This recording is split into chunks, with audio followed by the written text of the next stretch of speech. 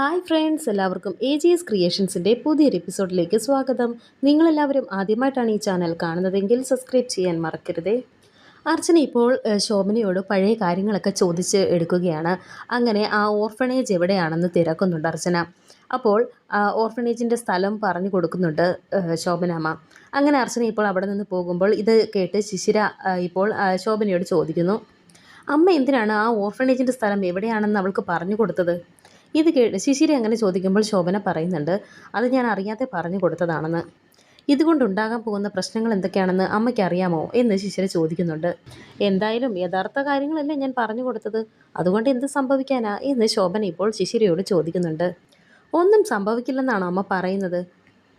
ഇപ്പോൾ തന്നെ നമ്മൾ അറിയാതെ അവൾ ഓരോ കാര്യങ്ങൾ ചെയ്യുന്നുണ്ടെന്ന് നമ്മൾ അറിയുന്നില്ലേ എന്നൊക്കെ ശിശിര ചോദിക്കുമ്പോൾ ശോഭനാമ്മ പറയുന്നുണ്ട്, ഈ സംസാരം നമുക്ക് ഇവിടെ വെച്ച് നിർത്താം. പറഞ്ഞത് പറഞ്ഞു, ഇനിയിപ്പോൾ അതിനെക്കുറിച്ച് പോസ്റ്റ്മോർട്ടം നടത്തിയിട്ട് എന്താ കാര്യം എന്നൊക്കെ പറഞ്ഞ് ശോഭന ഇപ്പോൾ പോകാൻ തുടങ്ങുമ്പോൾ ശിശിര പറയുന്നുണ്ട്, അമ്മയ്ക്കിപ്പോഴും പറഞ്ഞതിൻ്റെ സീരിയസ്നെസ് മനസ്സിലായിട്ടില്ല. ഈ സമൂഹത്തിൽ നിലയും വിലയുമുള്ള ആളാണ് ഗോകുൽ. സത്യം പുറത്തു വന്നാൽ ഗോകുലിൻ്റെ അന്തസ്സിനാണ് കോട്ടം സംഭവിക്കുന്നത് എന്നൊക്കെ ശിശിര ഇപ്പോൾ പറയുമ്പോൾ ശോഭനാമ്മ പറയുന്നുണ്ട്, അവൻ്റെ നിലയ്ക്കും വിലയ്ക്കും ഒരു കോട്ടവും സംഭവിക്കില്ല. ഞാൻ പറഞ്ഞ കാര്യം അവൾക്ക് മനസ്സിലായിട്ടുണ്ട് എന്ന് ശോഭന പറയുന്നു. കൊള്ളാം, മണ്ടത്തരം പറഞ്ഞിട്ട് പിന്നെയും അമ്മ അതിൽ കടിച്ചു തൂങ്ങുകയാണ്. അവളിനി പോകാൻ പോകുന്നതേ ഇടമറ്റത്തേക്കായിരിക്കും, ആ ഓർഫണേജിലേക്ക് എന്ന് ശിശിര പറയുമ്പോൾ ഒന്ന് ഞെട്ടുന്നുണ്ട് ശോഭന. വളരെയധികം ടെൻഷനോടെ നിൽക്കുന്നുണ്ട് ശോഭന. എന്നിട്ട് പറയുന്നുണ്ട്, അതുകൊണ്ട് എന്ത് സംഭവിക്കാൻ, അവിടെ ചെന്ന് അന്വേഷിച്ചാലും സമൃദ്ധിയുടെ കാര്യങ്ങളല്ലേ അറിയൂ എന്നും ചോദിക്കുന്നുണ്ട്. അപ്പോൾ ശിശിര പറയുന്നുണ്ട്, ചിലപ്പോൾ അവിടെ ചെല്ലുമ്പോൾ മറ്റെന്തെങ്കിലും പറഞ്ഞാലോ, കുടുങ്ങാൻ പോകുന്നത് സ്വന്തം മകൻ തന്നെ ആയിരിക്കും എന്നൊക്കെ പറയുമ്പോൾ ശോഭന പറയുന്നുണ്ട്, അങ്ങനെ സംഭവിക്കില്ല. മനസ്സുകൊണ്ടും ശരീരം കൊണ്ടും അവൾ ഗൗരിമോളുടെ അമ്മയാണ്. എന്നും ഗൗരിയും സമൃദ്ധിയും ഒരുമിച്ച് കഴിയുന്നത് കാണാനാണ് ഞാൻ ആഗ്രഹിക്കുന്നത് എന്നൊക്കെ ശോഭന പറയുമ്പോൾ ശിശിര പറയുന്നുണ്ട്, എനിക്കതിനൊന്നും ഒരു കുഴപ്പവുമില്ല, പക്ഷേ ഇതൊരു ഞാണിന്മേൽ കളിയാണെന്ന് ശിശിര പറയുന്നു. നമ്മുടെ സമൃദ്ധി അറിയാവുന്ന ഒരുപാട് ആൾക്കാർ അവിടെ ഇല്ലേ, എന്തെങ്കിലും കാരണവശാൽ അവിടെ വെച്ച് യഥാർത്ഥ സത്യം അവൾ തിരിച്ചറിഞ്ഞാൽ എന്നൊക്കെ ചോദിച്ച് ഇപ്പോൾ ശിശിരയും ശോഭനയും കൂടി സംസാരിച്ചു കൊണ്ടിരിക്കുകയാണ്. ശേഷം കാണിക്കുന്നത് അർച്ചനയാണ്. അർച്ചന ഇപ്പോൾ അറിഞ്ഞ കാര്യങ്ങളെല്ലാം തന്നെ ഡോക്ടർ രാജശ്രീയെ വിളിച്ച് അറിയിക്കുകയാണ്. ഇടമറ്റത്താണ് ആ ഓർഫനേജ് എന്ന് അർച്ചന പറയുമ്പോൾ എവിടെയാണ് ഈ സ്ഥലം എന്ന് രാജശ്രീ ചോദിക്കുന്നുണ്ട്. അത് ഞാൻ അന്വേഷിച്ചു, വിതുരയ്ക്കടുത്തുള്ള ഏതോ ഒരു സ്ഥലമാണ് എന്ന് അർച്ചന പറയുമ്പോൾ ഇനി എന്താണ് പ്ലാൻ എന്ന് രാജശ്രീ ചോദിക്കുന്നുണ്ട്. ഇത് കേട്ട് അർച്ചന പറയുന്നുണ്ട്, അത് പറയാൻ വേണ്ടിയാണ് ഞാൻ വിളിച്ചത്. നാളെ രാവിലെ ഇടമറ്റത്തേക്ക് പോകാമെന്നാണ് ഞാൻ വിചാരിക്കുന്നത് എന്ന് അർച്ചന പറയുമ്പോൾ വെരി ഗുഡ്, അത് തന്നെയാണ് നല്ലത് എന്ന് രാജശ്രീയും പറയുന്നു. വിതുരയ്ക്കടുത്താകുമ്പോൾ രാവിലെ പോയാൽ വൈകുന്നേരം തിരിച്ചു വരാം, അല്ലെങ്കിൽ ഒരു കാര്യം ചെയ്യാം, ഞാനും കൂടെ വരാം എന്നൊക്കെ രാജശ്രീ പറയുമ്പോൾ അർച്ചന പറയുന്നുണ്ട്, എങ്കിൽ അതെനിക്ക് വലിയൊരു ഉപകാരമായിരിക്കുമെന്ന്.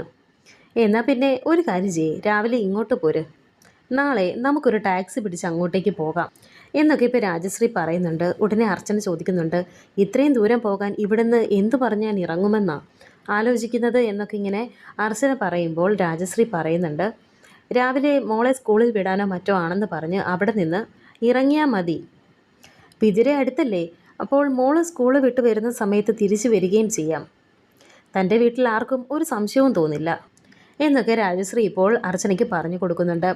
ശരി, എന്തായാലും ഞാനൊന്ന് ആലോചിക്കട്ടെ. എന്തായാലും നാളെ ഇടമറ്റത്തേക്ക് പോകുന്ന കാര്യത്തിൽ ഒരു മാറ്റവുമില്ല എന്നൊക്കെ ഇപ്പോൾ അർച്ചന പറയുന്നുണ്ട്. ശേഷം കാണിക്കുന്നത് ചിപ്പിമോൾ അവിടെ ഇരുന്ന് കളിക്കുന്നുണ്ട്. ഇപ്പോൾ അവന്തിക ചിപ്പിമോളെ മുകളിൽ നിന്ന് നോക്കുന്നുണ്ട്. ചിപ്പി അവന്തികയുടെ കാര്യത്തിൽ വളരെയധികം ടെൻഷനിൽ തന്നെയാണ്. അവന്തിക ഇപ്പോൾ ചിപ്പിയുടെ അടുത്തേക്ക് വരികയാണ്. മോള് പേടിച്ചു പോയോ എന്ന് അവന്തിക ചിപ്പിയോട് ചോദിക്കുമ്പോൾ ആദ്യം അവന്തികയൊന്ന് സൂക്ഷിച്ച് നോക്കുന്നുണ്ട് ചിപ്പി. എന്നിട്ട് ചിപ്പി ചോദിക്കുന്നുണ്ട്, are you good or bad? മോൾക്ക് എന്താ തോന്നുന്നത് എന്ന് അവന്തിക ചോദിക്കുന്നുണ്ട്. ആൻസർ പറ. ഗുഡെന്നും ബാഡെന്നും ഒക്കെ പറയുന്നത് ഓരോരുത്തരെയും കാഴ്ചപ്പാടല്ലേ മോളെ. ചിലർക്ക് ഗുഡായത് ചിലർക്ക് ബാഡായിരിക്കും, തിരിച്ചും സംഭവിക്കാം. കടുവ മാനിനെ കടിച്ചു കീറി കൊല്ലുന്നത് കാണുമ്പോൾ നമുക്ക് മാനിനോട് സഹതാപം തോന്നുമായിരിക്കും, പക്ഷേ കടുവയുടെ ആഹാരമല്ലേ അത്. മാനിൻ്റേതാണെങ്കിലോ പുല്ലും. മാനിനെ തിന്നില്ലെങ്കിൽ കടുവ പട്ടിണി കിടന്ന് ചത്തുപോകില്ലേ എന്നൊക്കെ ഇപ്പോൾ അവന്തിക കുട്ടിക്ക് മനസ്സിലാകുന്ന രീതിയിൽ ഓരോന്നും പറഞ്ഞു കൊടുക്കുന്നു. കൊല്ലുന്നത് തെറ്റല്ലേ എന്ന് ചിപ്പി അവന്തികയോട് ചോദിക്കുമ്പോൾ അവന്തിക പറയുന്നുണ്ട്, അതൊക്കെ നമ്മുടെ സാഹചര്യങ്ങൾ അനുസരിച്ചായിരിക്കും. നമ്മുടെ നിലനിൽപ്പിന് തടസ്സമായാൽ വേണമെങ്കിൽ കൊല്ലാം. അതിജീവിക്കുക എന്നതാണ് പ്രകൃതി നിയമം എന്നൊക്കെ പറയുമ്പോൾ ചിപ്പിമോൾ ഇപ്പോൾ ചോദിക്കുന്നുണ്ട്, അങ്ങനെയാണോ മനുഷ്യനെ കൊല്ലുന്നത് എന്ന്? അങ്ങനെയും പറയാം എന്ന് അവന്തിക പറയുന്നുണ്ട്. അമ്മ ആരെങ്കിലും കൊന്നിട്ടുണ്ടോ എന്ന് ചിപ്പി ചോദിക്കുന്നുണ്ട്. മോളെന്തിനാ ഇപ്പം ഇതൊക്കെ ചോദിക്കുന്നത് എന്ന് അവന്തിക. മറ്റുള്ളവരെ അടിക്കുന്നതും ഉപദ്രവിക്കുന്നതും ബാഡ് പീപ്പിൾസ് എന്നാണ് പറയുന്നത്. നമ്മൾ കൈൻഡും പ്രൊലൈറ്റും ജെന്റിലും ആയിരിക്കണം, പ്രത്യേകിച്ച് നമ്മളെ അറിയാവുന്നവരോട് എന്നൊക്കെ ചിപ്പി പറയുമ്പോൾ അവന്തിക ചോദിക്കുന്നുണ്ട്, മോളോട് ആരാണ് ഈ അസംബന്ധമൊക്കെ പറഞ്ഞു തന്നത് എന്ന്. ചിപ്പി അപ്പോൾ പറയുന്നുണ്ട്, ആവണി ടീച്ചർ എന്ന്. ആവണി ടീച്ചറാണ് നല്ലതും ചീത്തയും പറഞ്ഞു തരുന്നത് എന്നൊക്കെ ചിപ്പി പറയുമ്പോൾ അവന്തിക ഇപ്പോൾ പറയുന്നുണ്ട്, നല്ല ഇൻ്റർനാഷണൽ സ്കൂളിൽ വിടാമായിരുന്നിട്ടും ഞാൻ മോളെ എന്തിനാണ് അങ്ങോട്ട് വിട്ടതെന്നറിയുമോ? സമൂഹത്തെയും ലോകത്തെയും പരിചയപ്പെട്ടു വളരാൻ എന്നൊക്കെ പറഞ്ഞ് അവർ പറഞ്ഞു തരുന്ന വിഡ്ഢിത്തരങ്ങൾ തൊണ്ട തൊടാതെ വിഴുങ്ങണമെന്ന് ഞാൻ പറയില്ല എന്നൊക്കെ പറയുമ്പോൾ അത് വിഡ്ഢിത്തരമാണോ എന്ന് ചിപ്പി ചോദിക്കുന്നുണ്ട്. ഉടനെ അവന്തിക പറയുന്നു, മൊത്തത്തിൽ വിഡ്ഢിത്തരം. സ്നേഹവും സഹാനുഭൂതിയും അതെല്ലാം ലോകത്തിൽ പിടിച്ചു നിൽക്കാനുള്ളൊരു ആയുധം മാത്രമാണ്. പണവും സ്വാധീനമുള്ള നമ്മളെപ്പോലെയുള്ളവർക്ക് അതിൻ്റെ ആവശ്യമില്ല. എന്തും വിലയ്ക്ക് വാങ്ങാം എന്നൊക്കെ അവന്തിക പറയുന്നുണ്ട്. അമ്മയ്ക്ക് ആരാ ഇതൊക്കെ പറഞ്ഞു തന്നത്? അമ്മയുടെ അച്ഛനാണോ എന്നൊക്കെ ഇപ്പോൾ ചിപ്പി ചോദിക്കുന്നുണ്ട്. അപ്പോൾ അവന്തിക പറയുന്നുണ്ട്, അതെ, പിന്നെ കുറച്ചൊക്കെ നമ്മൾ ജീവിതത്തിൽ നിന്ന് സ്വയം പഠിക്കുന്ന പാഠങ്ങളാണ് എന്നൊക്കെ പറയുമ്പോൾ ചിപ്പിമോൾ ചോദിക്കുന്നുണ്ട്, അപ്പോൾ വലുതാകുമ്പോൾ ഞാനും എൻ്റെ അമ്മയെപ്പോലെ ആകുമോ എന്ന് ചിപ്പി ചോദിക്കുന്നുണ്ട്.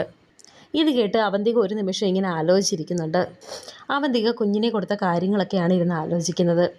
അമ്മ പറയമ്മ, ഞാനും എൻ്റെ അമ്മയെപ്പോലെ ആകില്ലേ എന്നൊക്കെ ആവർത്തിച്ച് ചിപ്പി ഇപ്പോൾ ചോദിക്കുമ്പോൾ അവന്തിക പറയുന്നുണ്ട്, നിൻ്റെ അമ്മയെപ്പോലെയല്ല, ഈ അവന്തികയെ പോലെ ആകും നീ എന്നൊക്കെ ചിപ്പി ചോദിക്കുമ്പോൾ അവന്തിക പറയുമ്പോൾ ചിപ്പി ചോദിക്കുന്നുണ്ട്, അതെന്താ, അമ്മ തന്നെയല്ലേ എൻ്റെ അമ്മ? ഇത് കേട്ട് പെട്ടെന്നൊന്ന് ഞെട്ടുന്നുണ്ട് അവന്തിക. അല്ലേ അമ്മേ, അമ്മ തന്നെയല്ലേ എൻ്റെ അമ്മ എന്നൊക്കെ വീണ്ടും വീണ്ടും ചിപ്പി എടുത്തെടുത്ത് ചോദിക്കുന്നുണ്ട്. ഉടനെ ഇത് കേട്ട് അവന്തിക പറയുന്നുണ്ട്, അതെ, അല്ലെന്നാ നിന്നോട് ആരാ പറഞ്ഞത്? അപ്പോൾ ചിപ്പി പറയുന്നുണ്ട്, അമ്മ തന്നെയല്ലേ ഇപ്പോൾ പറഞ്ഞത് എന്ന്. ഞാൻ എന്താ പറഞ്ഞത്? അവന്തികയെ പോലെ, അതായത് എന്നെ പോലെ ആവുമെന്നല്ലേ പറഞ്ഞത്? അതായത് അമ്മയെപ്പോലെ. കുറഞ്ഞ ആൾക്കാരുമായിട്ടൊന്നും നീ കൂട്ടുകൂടണ്ട, നീ ഭരിക്കാനായി പിറന്നവളാണ് എന്നൊക്കെ അവന്തിക ഇങ്ങനെ ചിപ്പിയോട് പറയുന്നുണ്ട്. സച്ചിയങ്ങളും ടാക്സി ഡ്രൈവറല്ലേ, എനിക്കൊരു അപകടമുണ്ടായപ്പോൾ ആ അങ്കിളല്ലേ എന്നെ ഹോസ്പിറ്റലിൽ കൊണ്ടുപോയത് എന്നൊക്കെ ഇപ്പോൾ ചിപ്പി അവന്തികയോട് ചോദിക്കുന്നുണ്ട്. നിനക്ക് ഈ ലോകത്തെ പറ്റി എന്തറിയാം? അതൊക്കെ നമ്മുടെ കയ്യിലെ പണം കണ്ടിട്ടാണ് എന്ന് അവന്തിക പറഞ്ഞു കൊടുക്കുന്നു. ഇത് കേട്ട് ചിപ്പി ചോദിക്കുന്നുണ്ട്, അതിന് പണം കൊടുത്തപ്പോൾ സച്ചിയങ്ങളത് വാങ്ങിച്ചില്ലല്ലോ എന്ന് പറയുമ്പോൾ, വാങ്ങിച്ചില്ലെങ്കിൽ മറ്റെന്തെങ്കിലും പ്ലാൻ കാണും.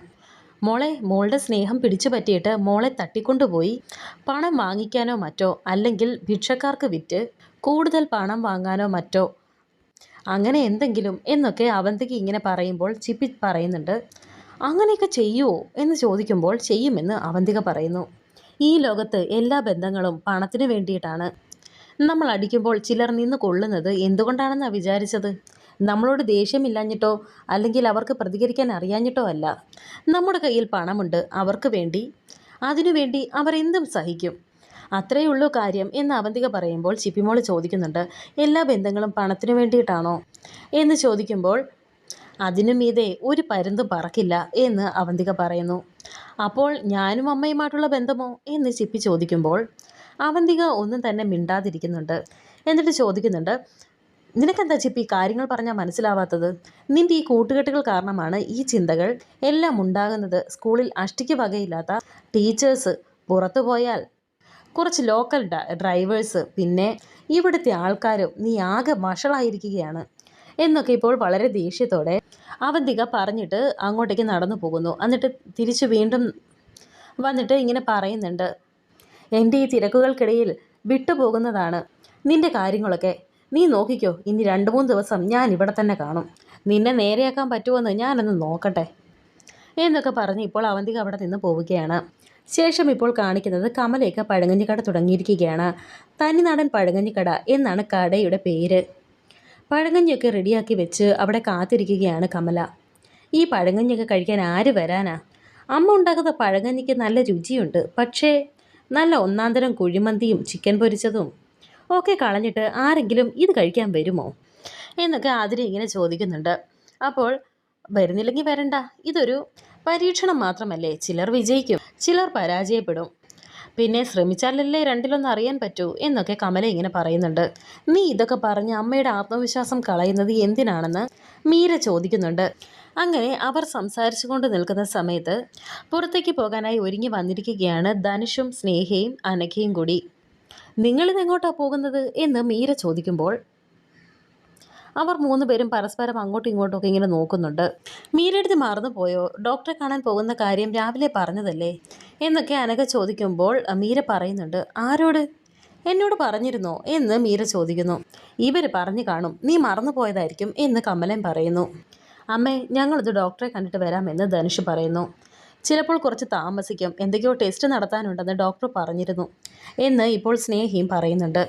എന്തായാലും കുഴപ്പമില്ല, നിങ്ങൾക്കൊരു കുഞ്ഞിക്കാല് കണ്ടാൽ മതി എന്ന് കമല പറയുന്നു. എന്നാൽ പിന്നെ അധികം താമസിക്കേണ്ട, പൊയ്ക്കോ, ലേറ്റ് ആകും എന്നൊക്കെ അനഘ പറയുന്നു. അങ്ങനെ ഇപ്പോൾ സ്നേഹിയും ധനുഷും കൂടി ഒരു ഓട്ടോറിക്ഷയിൽ കയറിയിരിക്കുകയാണ്. അനഘ എന്നിട്ട് അവർ പോകുമ്പോൾ എന്തൊക്കെയോ ഇങ്ങനെ കൈ കൊണ്ട് ഇങ്ങനെ കാണിക്കുന്നുണ്ട്. അപ്പോൾ ഇത് കണ്ട് മീര ചോദിക്കുന്നുണ്ട്, നീ എന്താ ഈ കൈയും കാലും ഒക്കെ കാണിക്കുന്നത് എന്ന്. പിന്നീട് കാണിക്കുന്നത് ഇപ്പോൾ ഗൗരിയെ റെഡിയാക്കിക്കൊണ്ടിരിക്കുകയാണ് ശിശിര. ശോഭന ഗൗരിമോൾക്ക് വേണ്ട ഭക്ഷണമൊക്കെ റെഡിയാക്കി വെച്ചിരിക്കുകയാണ്. അർച്ചന ഇപ്പോൾ റെഡിയായി താഴേക്ക് വന്നിട്ടുണ്ട്. അപ്പോൾ ഇത് കണ്ട് ശോഭന ചോദിക്കുന്നുണ്ട്, ഒരു ടെൻഷനോടെ ചോദിക്കുന്നുണ്ട്, സമൃദ്ധി ഇപ്പോൾ എവിടേക്കാണ് പോകുന്നത് എന്ന്. ഉടനെ അർച്ചന പറയുന്നു, ഇന്ന് ഗൗരിമോളെ സ്കൂളിൽ കൊണ്ടുവിടുന്നത് ഞാനാണ്, ഗോകുലും കൂടെ ഉണ്ടായിരുന്നു. ശരിക്കും അമ്മ ഇന്ന് എൻ്റെ സ്കൂളിൽ വരുന്നുണ്ടോ എന്ന് ഗൗരി ചോദിക്കുന്നുണ്ട്. ഇവളിങ്ങനെ വീടിനകത്ത് അടച്ചുപൂട്ടിയിരിക്കുന്നതിനേക്കാൾ നല്ലത് ഇടയ്ക്ക് സ്കൂളിലൊക്കെ പോകുന്നതല്ലേ നല്ലത് എന്ന് ഗോകുൽ പറയുന്നുണ്ട്. എനിക്കാണെങ്കിൽ നേരെ ഓഫീസിൽ പോവുകയും ചെയ്യാം എന്നും ഗോകുൽ. താനൊരു ഷോപ്പിംഗ് ഒക്കെ കഴിഞ്ഞ് പതിയെ വന്നാൽ മതി എന്ന് അർച്ചനയോട് ഗോകുൽ പറയുന്നു. അങ്ങനെ ഇപ്പോൾ ഗൗരിമോള് റെഡിയായി വന്നിരിക്കുകയാണ്. അങ്ങനെ ഗൗരിയും കൂട്ടി അർച്ചന പോകുന്നു. എങ്കിൽ പോകട്ടെ എന്ന് പറഞ്ഞ് ഗോകുലും ഇറങ്ങുന്നുണ്ട്. അമ്മയ്ക്കൊരു ടെൻഷനും ഇല്ലേ എന്ന് ശിശിര ചോദിക്കുമ്പോൾ, ഞാൻ ടെൻഷൻ അടിച്ചിട്ട് എന്താ കാര്യം, എന്തൊക്കെ സംഭവിക്കണമെന്ന് ദൈവം തീരുമാനിച്ചിട്ടുണ്ട് എന്ന് ശോഭന പറയുന്നു. ഇത് കേട്ടിട്ടുടനെ ശിശിര പറയുന്നുണ്ട്, നമ്മളെ വിശ്വസിപ്പിക്കാൻ വേണ്ടിയിട്ടുള്ള ഒരു മറ മാത്രമാണ് അവളിപ്പോൾ പോകുന്നത്, ഇടമറ്റത്തെ ഓർഫണേജിലേക്കാണ് എന്നൊക്കെ പറയുമ്പോൾ നമ്മൾ എത്രയൊക്കെ ടെൻഷൻ അടിച്ചാലും ഇല്ലെങ്കിലും സംഭവിക്കാനുള്ളത് സംഭവിക്കുമെന്ന് ശോഭനയും പറയുന്നു. അങ്ങനെ ഇപ്പോൾ ശേഷം കാണിക്കുന്നത് സച്ചിയാണ്. സച്ചി ഇപ്പോൾ ആ ഒരു പാദസരം, അർച്ചനയുടെ പാദസരം കയ്യിൽ ഇങ്ങനെ പിടിച്ച് അത് തന്നെ നോക്കിക്കൊണ്ടിരിക്കുന്നുണ്ട്. അർച്ചനയുടെ കാലിൽ ആ പാദസരം അണിയിച്ചതും എല്ലാം സച്ചി ഇങ്ങനെ ഓർത്തെടുക്കുകയാണ്. അങ്ങനെ സച്ചിയുടെ കണ്ണിൽ കൂടെ വെള്ളമൊക്കെ വരുന്നുണ്ട്. ഈ സമയം സച്ചിക്ക് ഒരു ഫോൺ കോൾ വരുന്നു. വിളിക്കുന്നത് ഡോക്ടർ ഹർഷനായിരുന്നു.